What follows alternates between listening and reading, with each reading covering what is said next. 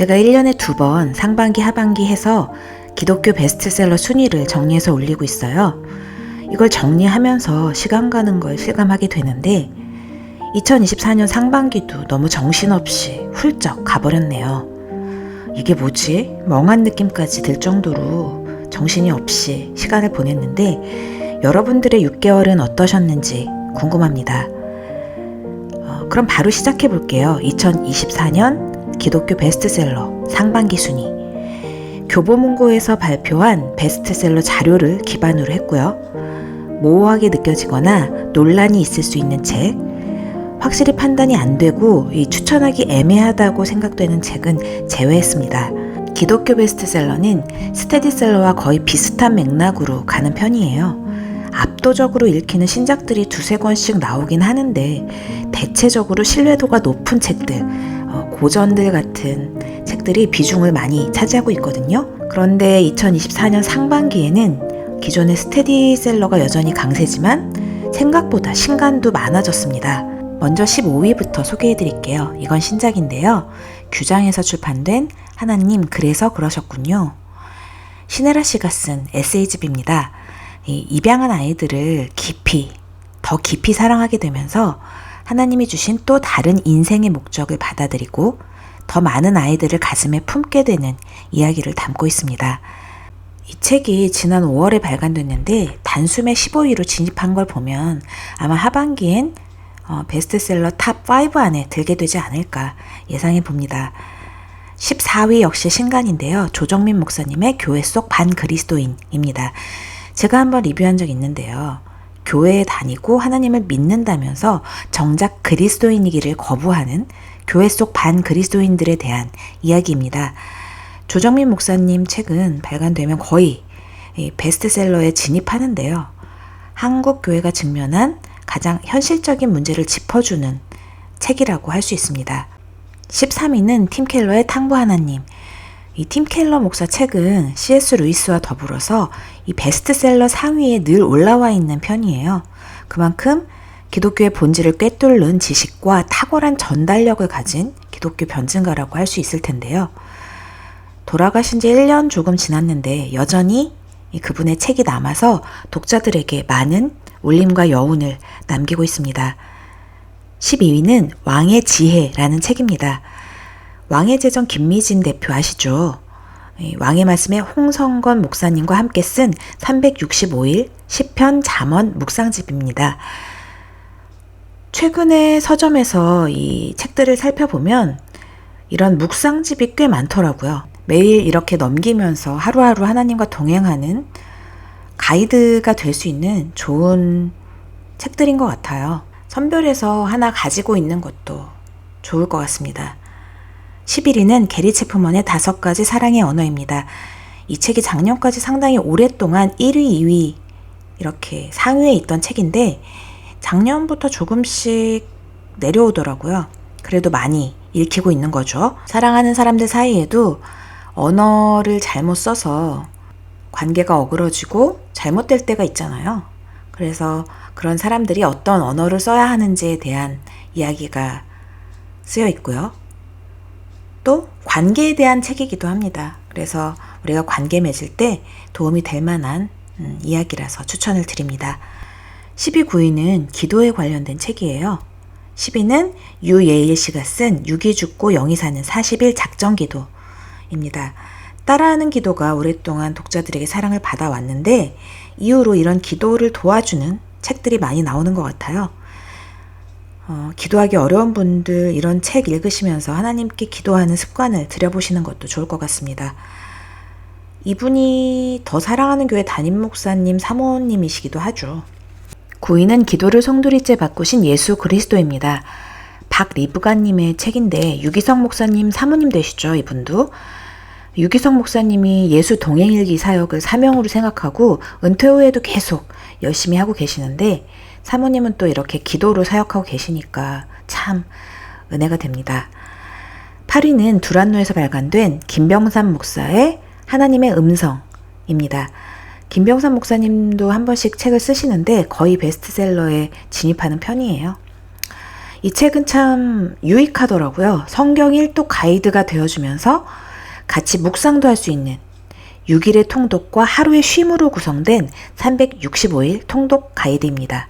우리 성경 읽으려고 노력은 다들 하잖아요. 90일 통독 같은 거, 1년 통독, 맥체인, 뭐 여러 가지 방법으로 하는데, 그래서 뭐 카톡방 만들어서 같이 서로 체크해주기도 하고, 그런데 생각보다 쉽지가 않죠.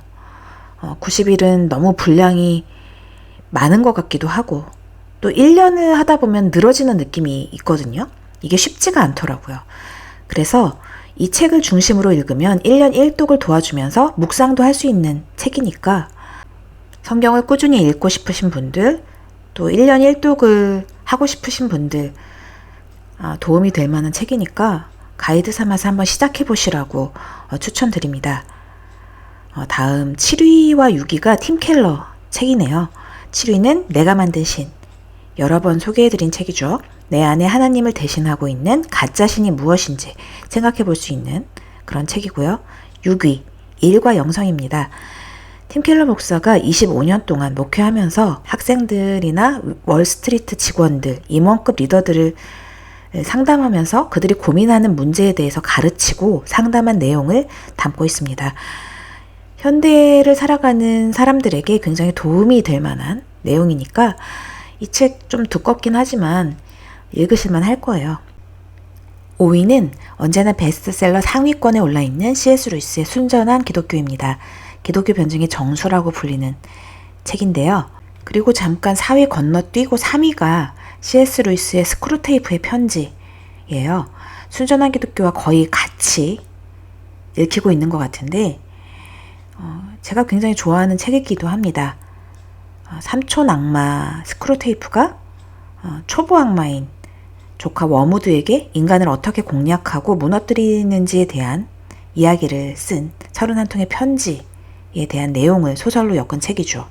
재미도 있고 시대가 많이 다른데도 현재 우리에게도 적용할 수 있는 이야기들이 대부분이라서 아주 유익한 책이라고 할 수 있습니다. 그리고 아까 건너뛰었던 4위는 신간인데요. 김기석 목사의 고백의 언어들입니다. 복 있는 사람들에서 출판됐어요. 유튜브 잘잘법으로 많이 알려진 분인데 언어가 참 온유하면서 핵심을 간파하는 날카로움을 지니고 있는 분이더라고요.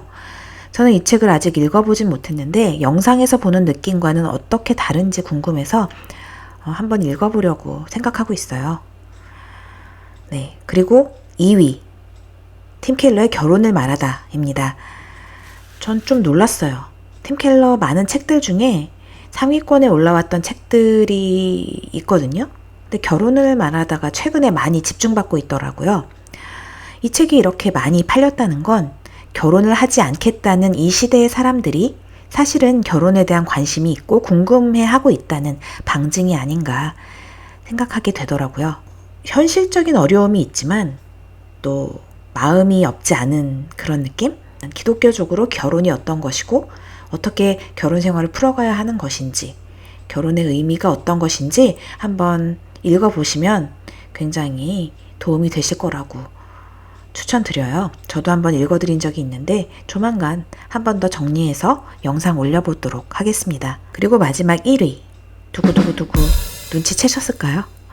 인터넷 서점 자주 들르셨던 분들은 살짝 눈치채셨을 것 같긴 한데 네, 1위는 박영선 목사님의 하나님의 열심입니다. 90년대, 2000년대 많이 읽혔던 책인데 2020년대 들어서 다시 베스트셀러 상위권에 올라오더라고요. 하나님의 열심은 총 16챕터로 이루어져 있습니다. 성경 인물들과 그들의 삶을 중심으로 그들이 겪은 상황들을 짚어보면서 그들이 하나님과 동행했던 시간은 자신들의 열심, 믿음이나 열심 때문이었는지 아니면 다른 그 무엇 때문이었는지 집요하게 파고들어가 결론을 도출해내는 방식으로 쓰여 있습니다. 각 챕터의 주인공으로는 아브라함, 야곱, 요셉, 모세, 욥, 다윗, 엘리야, 베드로가 있는데 이 심판을 보니까 바울이 추가됐더라고요.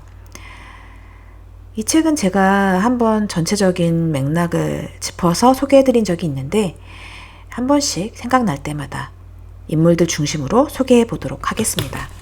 자, 여기까지 2024년 기독교 베스트셀러 15위부터 1위까지 정리해 봤는데요. 읽어보신 책들이 좀 있으신지 모르겠네요. 이번에도 여전히 스테디셀러가 강세였지만 순위도 많이 바뀌었고 그 외에 신간들도 많이 눈에 띄는 차트였습니다. 독자들이 그래도 민감하게 책들을 찾아 읽어보고 있구나 생각하게 되더라고요. 순위권 밖에 목적이 이끄는 삶이나 내면 세계 질서 영적 성장 같은 책이 여전히 사랑을 받고 있었고요. 성경이 읽어지네 같은 성경 가이드북, 사라영의 지저스 콜링 같은 묵상집도 꾸준히 독자들에게 선택을 받고 있었습니다. 우리가 책을 고를 때 좋아하는 분야가 있잖아요. 소설 좋아하시는 분들도 있고 시나 에세이 좋아하시는 분들도 있고 인문학이나 철학 좋아하시는 분들도 계실 텐데 저는 이 모든 지식을 포함하고 있는 책이 기독교 책이라고 생각을 합니다. 좋아하는 책들 읽으시면서 한 번씩 기독교 책 골라서 읽어보시면 하나님이 나에게 어떤 말씀을 하고 계시는지 많은 도움을 받으실 수 있을 거라고 생각해요. 제가 그렇거든요. 이런 내용들이 여러분들이 책을 고르는데 도움이 되고 또 자신의 취향을 찾는데 통로가 될 수 있는 그런 유익한 내용이길 바라면서 오늘 여기까지 하고 인사드릴게요. 지금까지 크리스찬 인사이트에서 전해드렸습니다. 감사합니다.